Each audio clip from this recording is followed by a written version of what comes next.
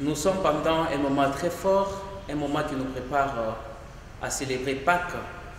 Et pendant ce moment, l'Église nous demande de nous préparer à entrer et marcher avec le Seigneur pendant 40 jours dans les déserts. 40 jours qui nous préparent à célébrer Pâques. Dès l'origine, au IIe siècle, le premier chrétien pratiquait cela, mais en 2 jours tout simplement, 2 jours qu'il est préparé à célébrer Pâques, 2 jours de prière, de pénitence et de partage. Et par après, c'était 1 semaine, donc on parle de la semaine sainte.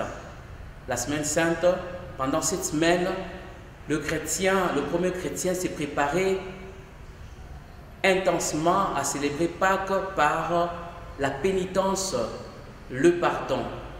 Mais par après, quand on voit, vous le connaissez bien, avec les conciles de Nicée, on a commencé à pratiquer pendant 40 jours. 40 jours à l'exemple de Jésus qui a passé dans le désert pendant 40 jours et 40 nuits en jeûnant. Et nous pouvons en citer d'autres exemples des 40 jours, 40 ans de peuple d'Israël passé dans le désert. Et il y en a d'autres exemples comme de Moïse au mont Sinaï qui a passé aussi 40 jours et du prophète Élie au mont Horeb. Mais cela signifie quoi? Cela signifie un temps de préparation, un temps de partage, un temps de prière dont on parle maintenant avec les 3 piliers du carême, la prière, le jeûne et les partages. Voilà un peu l'essence de carême. Vous le savez bien, chaque année nous célébrons d'abord le jour de Ramon.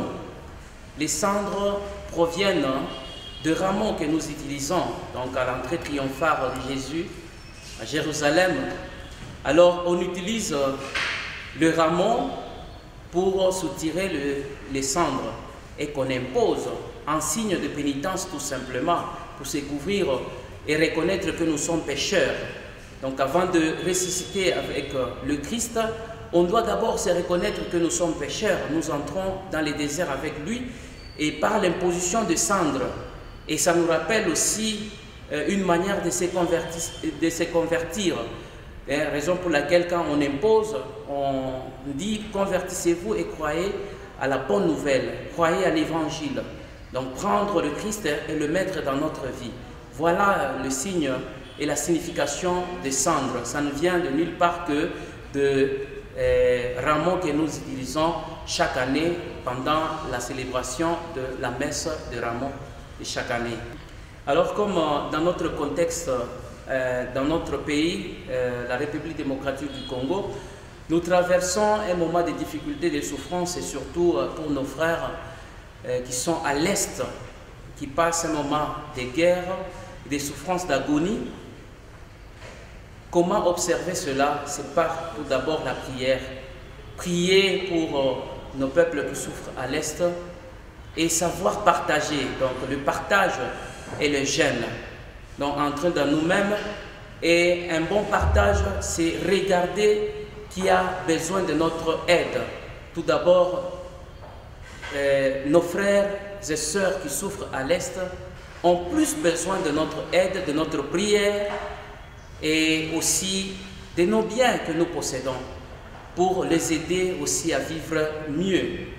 Et pendant ce moment, nous allons le passer dans la prière, en priant, en demandant à Dieu qu'il nous accorde la paix et qu'il accorde aussi la paix à notre population là à l'Est.